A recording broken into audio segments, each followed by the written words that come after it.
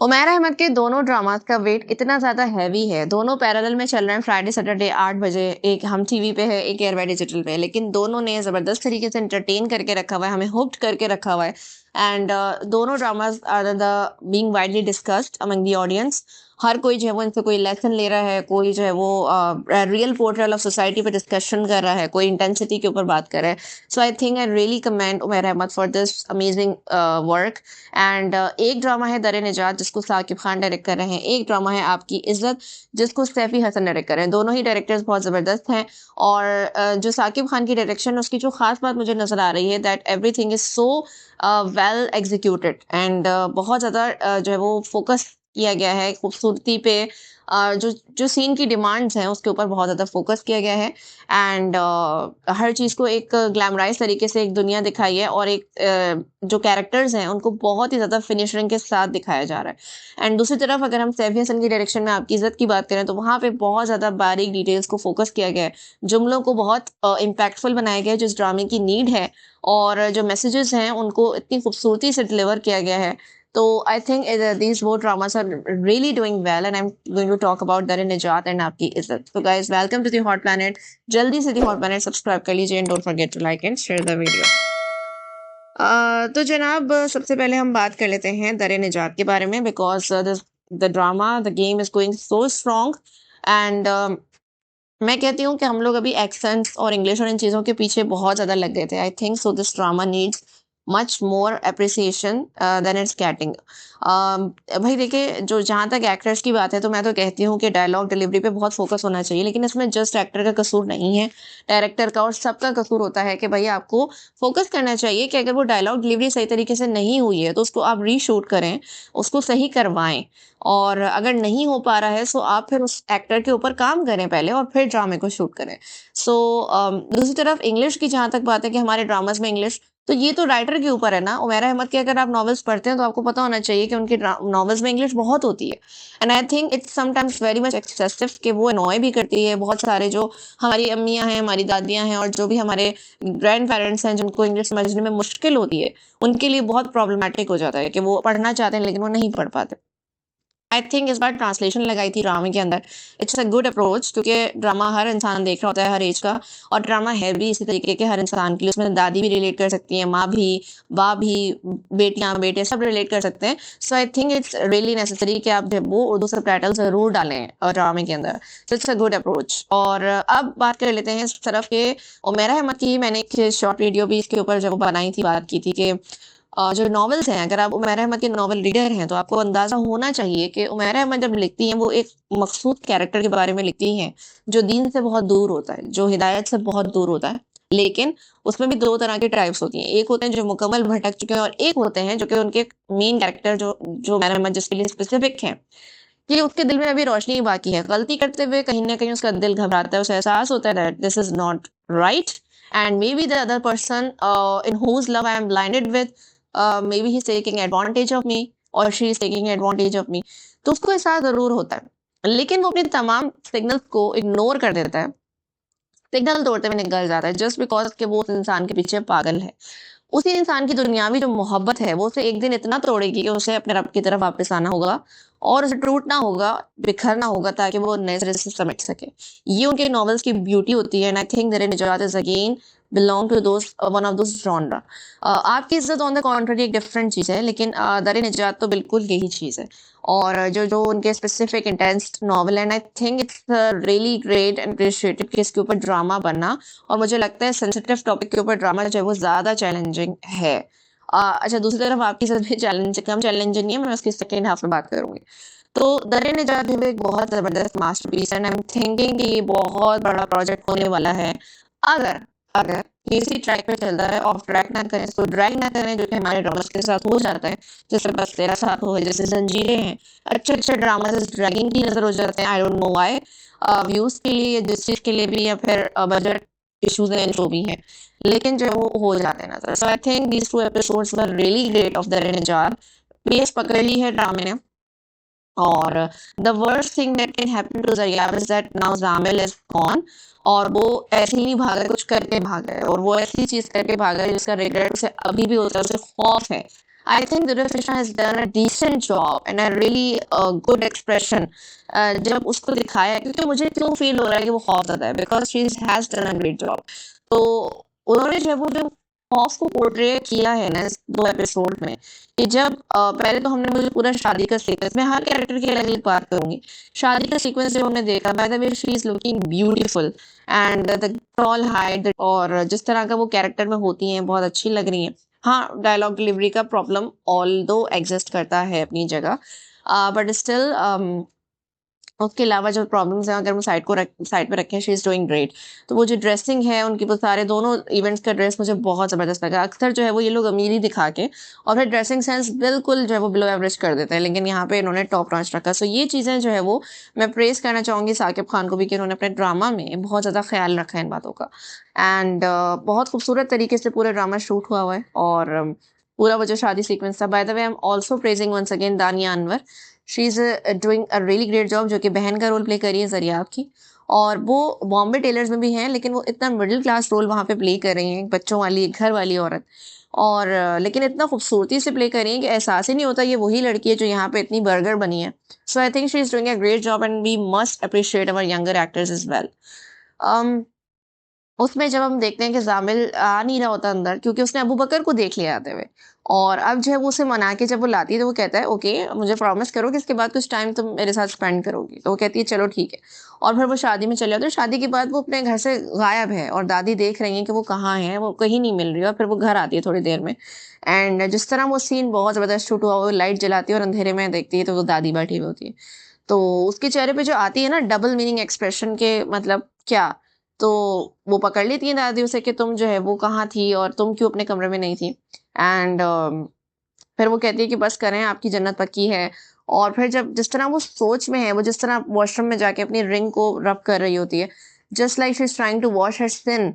And तो इसकी यही एक कैरेक्टर की निशानी है मेरे मत की, कि वो उसके अंदर जो वो लाइट बाकी है, and she is having second thoughts, मगर वो ज़ामिल की मोहब्बत में कुछ भी करने को तैयार है लिटरली, और वो नहीं उसे डिसअपॉइंट करना चाहती। सो वो पॉइंट है जहाँ पे मेहर अहमद हमें इंट्रिग करती हैं, हमें इन्वॉल्व करती हैं, कि the point where is there are 2 options, कि या तो अपने रब को नाराज़ करके उस बंदे को राज़ी कर लो, या फिर उस बंदे को आप शट अप कॉल दे दो that this is the line I can not cross.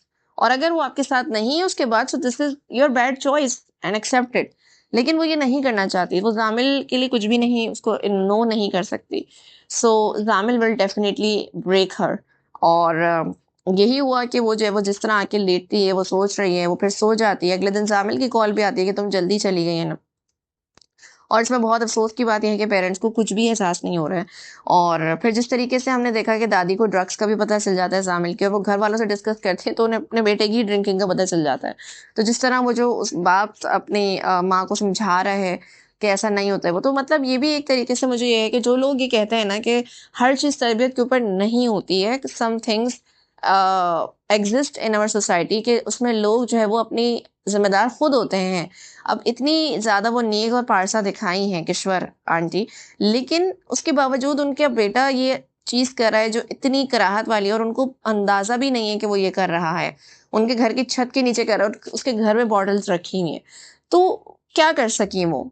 तो ये बात नहीं कि आप नेक और पारसा ना हो, लेकिन ऐसा बिल्कुल हो सकता है कि आपकी औलाद भटक जाए, आप हिदायत पर हो लेकिन आपकी औलाद भटक जाए। आपकी हिदायत पे होने का हरगिज़ ये मतलब नहीं है, आपकी तरबियत का भी हरगिज़ ये मतलब नहीं है कि आपकी औलाद भी 100% आपके उस पे ही चलेगी। सो ये भी एक बहुत बड़ा मैसेज है।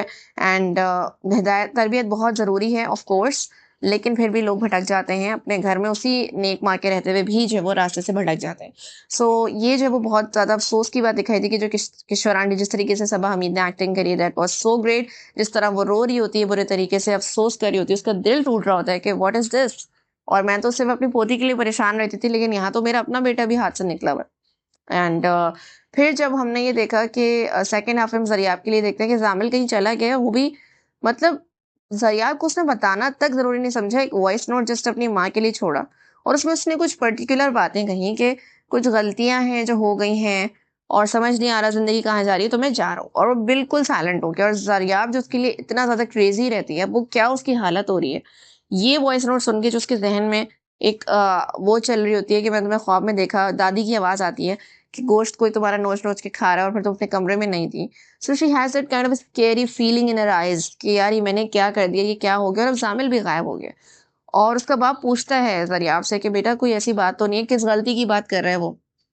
वो तो कोई इश्यू समझ रहा है, लड़ाई है ये वो। लेकिन जब वो ज़रियाब ऑफ़ कोर्स अब वो अकेली रह गई इस चीज़ में और वो किस तरीके से फटेगी वो चीज़ अब बहुत ख़तरनाक लग रहा है। सो न दूसरी तरफ बात करते हैं भई अबू बकर का कैरेक्टर रुमैसा खान की एंट्री हो चुकी है ड्रामे में and I think the sweetness of the bond between Sania Saeed and Shahryar Munawar's character बहुत खूबसूरत है। मतलब ये जो माँ-बेटे का एक रिलेशनशिप दिखाया है और इतना प्यारा और खूबसूरत दिखाया है कि this is the jam of the drama क्योंकि हमने मोस्टली देखा है जिन माँओं की बेटियाँ नहीं होती हैं वो अकेलापन महसूस करती हैं कि एक बेटी होती है वो तो इस तरीके के अगर बेटे हो ना तो फिर तो एक अकेलापन बिल्कुल महसूस ना हो। जो अपनी माँ को जब वो चेयर अप भी करता है उनकी नीड्स का ख़्याल भी रखता है और इमोशनली भी अवेलेबल है। जिस तरह वो उन्हें छेड़ता है ना कि नहीं-नहीं आप तो वलीमे में ज़रूर जाएँगी और गुलाब जामुन होंगे, जलेबी होगी तो बड़ा मुझे क्यूट उनका रिलेशनशिप लगा और हमने देखा कि ज़रियाब ने उससे बदतमीज़ी की क्योंकि वो ज़ामिल को खुश करना चाहती है, तो वो उसको बोलता है कि आपको अंदर लोग बुला रहे हैं, तो वो कहते हैं who are you to tell me this? तो जिस बदतमीज़ी से उसने बोला, तो जो है वो फिर अबू बकर को ऑफ कोर्स दिखाया कि भई उसको बुरा लगा है और उसकी माँ को भी अब बुरा लगा है, लेकिन वो शादी वलीमे में भी शरीक हो जाता है और वलीमे में तो एक बहुत ही सरप्राइज़िंग चीज़ होती है, girl with an English accent वो कहती है अबू बकर आई लव यू, फिर वही पता चलता है अच्छा वो मुझे लगा वैसे तो अबू बकर ने पूरी स्टोरी सुनाई गाड़ी में कि भई वो मेरी क्लास फेलो थी और ये सब जो है ना वो मुझे आई लव यू पे मैं इतना ब्लश कर जाता था, तो इस वज़ह से मुझे छेड़ रही थी। लेकिन जिस तरह उसने वो उससे बेतकल्लुफ़ थी and even she was going to hug him, तो वो कहता है कि मेरी अम्मी है behave. So I think there is something fishy about Abu Bakr, this is not a very straight and decent simple character जितना दिखाया जा रहा है, जितना he is too good to be true वाली बात लग रही है मुझे एंड थोड़ी-सी वो परेशान होती है माँ लेकिन फिर उसके बाद और फिर हमने देखा लास्ट में जब वो रुमैसा खान का जो कैरेक्टर है हमना, वो घर में पहुँच जाती है और कहती है आंटी वो मुझे अच्छा लगा कि रुमैसा खान ने बड़ा अच्छा प्ले किया क्योंकि वो बड़ी यो गर्ल टाइप रोल्स प्ले करती है और अब बिल्कुल ही जो है वो एक इंटीरियर साइड से बिलॉन्ग करने वाली लड़की जो कि आंटी आंटी कर रही है। तो वो कहती है कि आंटी जो है वो मैं उसकी बीवी हूँ सो ये बॉम्ब ब्लास्ट हो जाता है।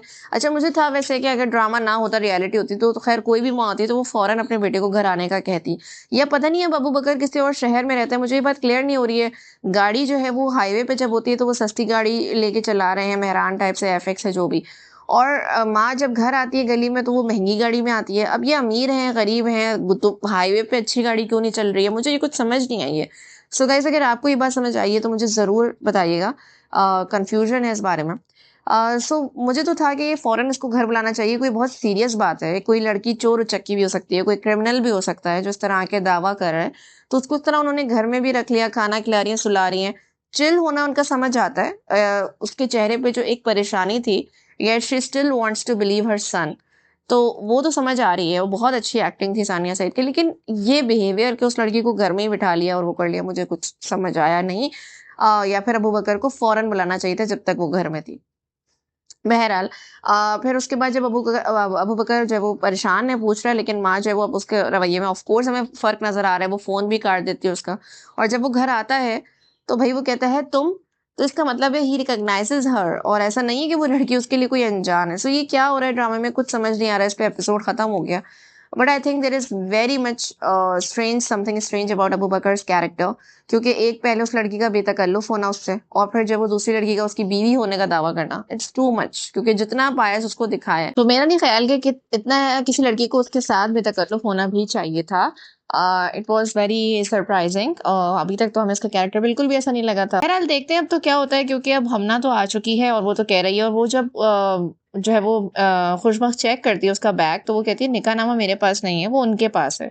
और जिस तरह दोनों एक-दूसरे को देख के खड़े हो वो उसको देख के खड़ी होती है, वो उसको देख के हैरान हो जाता है। तो ये सब जो है वो बहुत ज़्यादा इंडिकेटिव है कि ये तो जानते तो 100% हैं। अब ये शादी भी मुझे लग रहा है कि है या पता नहीं या ये ज़ामिल ने भेजे भाई ये तो आप लोग बताइए कि क्या है चक्कर? क्योंकि अबू बकर पहचानता तो मुझे है कि वो उसको है तो दैट्स क्वाइट अनसेटलिंग। गाइस तो ये थे दरा निजात के बारे में। आप लोगों को कैसी लगी एपिसोड और are you liking the drama? अपने थॉट्स ज़रूर बताइएगा। मूविंग ऑन टू आपकी इज़्ज़त। अच्छा जी, आपकी इज़्ज़त जो है वो एक बहुत ही मज़ेदार सा ड्रामा है और एक थॉट प्रोवोकेटिंग है। जो दूसरी शादी का केस होता है वो तो काफ़ी हम दफ़ा देख चुके हैं ड्रामास में। लेकिन यहाँ पे जो लड़की है वो चूँकि डिसाइड कर लेती है कि भाई मैं जो हूँ इस चीज़ पे कॉम्प्रोमाइज़ नहीं करूँगी। अब उसपे काफ़ी सारे जो वो नैरेटिव सामने आ रहे हैं। कुछ लोग ये कह रहे हैं कि अब जो हमने अभी 2 एपिसोड्स देखी वो सबको है, आपको पता है ये वो क्या है। अब उसमें जो लोग ये कह रहे हैं कि भाई बीना को जो है वो इस तरह तो नहीं करना चाहिए था कि एक मर्द को छोड़ के दूसरे मर्द पे ही भरोसा, why always man should have done something else और बेटर ऑन हर ओन। अब इस पे मैं यही एक वजाहत दे सकती हूँ कि भाई बीना एक ऐसी औरत, एक ऐसी लड़की थी जिसने अपनी एजुकेशन ताबिश के लिए छोड़ी इस आस पे कि वो ऑफ कोर्स उसे जिंदगी भर उसका साथ निभाएगा। अब 14 साल की शादी के बाद अगर वो बदल गया है, वो दूसरी शादी की तरफ चला गया है, तो वो लड़की क्या करे? और ऐसा नहीं है कि उसने अपने ऑप्शंस ट्राई नहीं किए, उसने अपनी माँ से डिस्कस किया, तो वो उसे नाशुक्रा कह देती है। उसका भाई वैसे ही उसके ताबिश अपने ताबिश भाई के जूते सीधे करता रहता है। दूसरी तरफ उसकी सास जिनका ध्यान सिर्फ 1.5 करोड़ के हार में होता है, उसके अलावा वो कोई और बात ही नहीं कर पाते। फिर उसके बाद जब वो अगर हम देखें कि उसने अपने बच्चों को देखा कि वो मटेरियलिस्टिक अपने बाप के साथ 100% खुश है। वरना अक्सर क्या होता है कि ऐसे रिश्तों में औलाद जो है वो माँ के पैरों की जंजीर बन जाती है, क्योंकि वो जब देखती है कि यार ये मुझसे इतना अटैच्ड है, इनका क्या होगा मेरे बगैर, ये क्या करेंगे, ये जब वो सोचती है ना तो बहुत सारे कदम उठाने से पहले रुक जाती है। लेकिन चूंकि उसके बच्चे भी जो है वो बिल्कुल भी इमोशनली उससे कनेक्टेड नहीं है, उसकी फीलिंग को समझना तो दूर की बात, और वो अपनी माँ के लिए एक प्यार का जुमला नहीं कह सकते बल्कि मजाक ही उड़ाते हैं। ये सब वो देख के गई है कि भाई वो बाप के साथ तो रहेंगे खुश, तो फिर मेरी तो किसी को भी जरूरत नहीं है ना, मैं क्यों हूँ खामखा इस घर में। ये सोच के वो निकली थी। अब ऐसी लड़की को जिस और फिर आप उससे ये एक्सपेक्ट करना कि वो सडनली स्ट्रॉन्ग इंडिपेंडेंट वुमन बन जाए, दैट्स नॉट पॉसिबल। ये आज की औरत के लिए सोचना आसान है, लेकिन वो औरत जिसने अपने 14 साल घर में गुजारे हैं सिर्फ अपने सास को शहद और बादाम खिलाते हुए, घर का खाना बनाते हुए, अपने शौहर का बुरे वक्त में साथ देना, फिर अच्छे वक्त में भी हर चीज का, पराठे से लेके अंडा नाश्ता, बच्चों की स्कूलिंग, हर चीज का ख्याल रखना, उसको बाहर वो बगैर किसी मर्द की सपोर्ट के अनस्टेबल ही फील करती है। वो नहीं इतनी आसानी से ये सोच सकती कि मैं कल को जाऊँगी, चलो बेशक वो ज़ेवर लेके गई है, कि मैं इस ज़ेवर से अपना घर बना लूँगी और ये सारे आइडियाज़ घर में बैठ के सोचना आसान है। जो अपना घर छोड़ के जा रहा होता है, बाहर निकल रहा होता है, ही और she definitely needs someone. Even मर्द भी अगर इस तरीके से जाता है तो उसे भी किसी दोस्त का, किसी यार के सहारे की ज़रूरत होती है।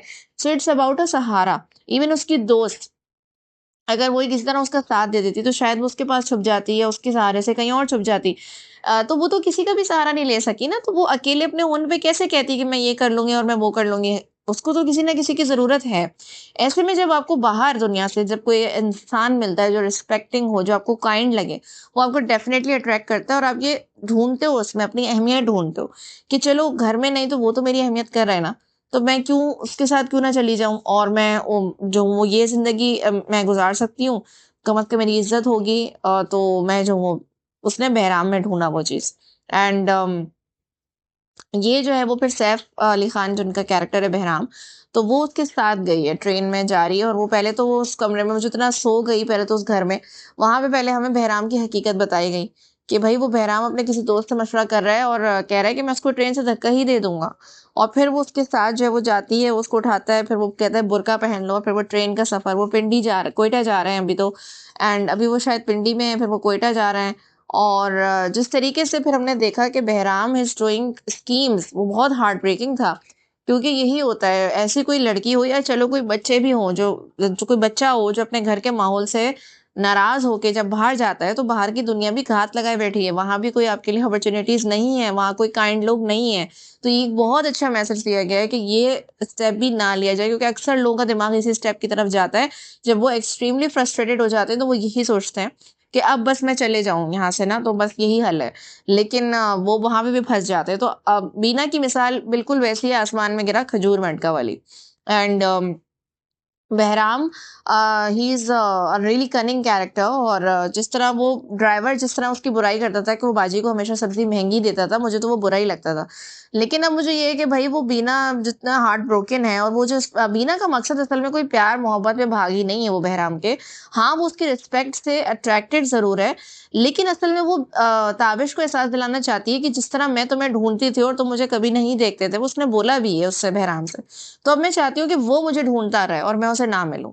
तो वो ये करना चाहती है, वो उस तकलीफ़ से गुज़ारना चाहती है, और सबसे बढ़ के उसने उसकी इज़्ज़त ख़राब की है, जो कि हमने देखा कि किस तरीके से जब वो ताबिश को अपनी इज्जत की कितनी फिक्र है। माँ को तो उसकी सिर्फ 1.5 करोड़ के हार की फिक्र है, लेकिन उसको कितनी फिक्र है। ऑल्सो बीना की माँ का रिएक्शन जो है वो बिल्कुल अभी भी मुझे समझ नहीं आया। जिस तरह वो घर में कहती है बेटा तुम्हारी बहन है, कब से गायब है, कुछ देखो।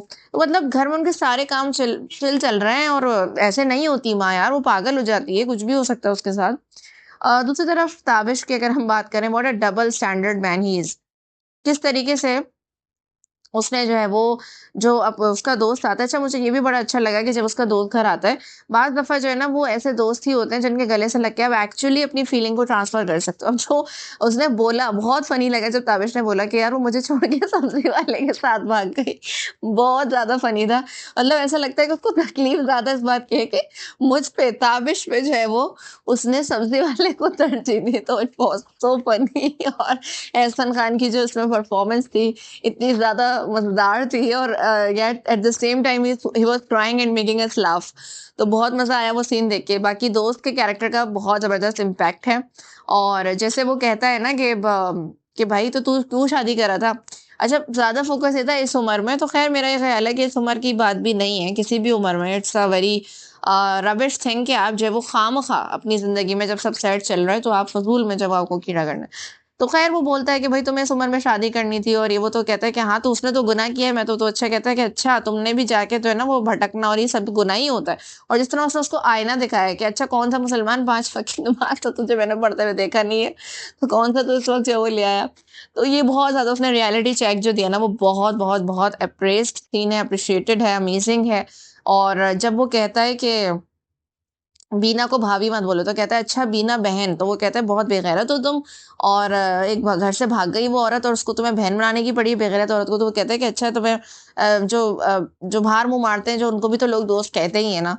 तो बहुत बहुत जबरदस्त कॉन्वर्सेशन थी वो। And I think the essence of 2 episodes was this conversation. और अब बहराम जो है वो भाई उसको धक्का देने के चक्कर में, अच्छा वो जो सूटकेस लाई है जिसमें सारा सामान है, तो उसको उसने कपड़े में लपेटा हुआ है बुरके पे। वो बार-बार उसे डाँट रहा है कि कोई देख ना ले, खबर भी चल गई है। अब तो ताबिश ने एफआईआर करवा दी कि किसी ने उसे अगवा कर लिया है। तो ये बीना को ये बात समझ नहीं आ रही है। और अब जिस तरह वो उसको जब डाँटता है ना कि तुम बुर्का क्यों नहीं, सर क्यों नहीं चेहरा क्यों नहीं छुपा रही हो, तो वो कहती है कि मुझे ताबिश की तरह मत डाँटो।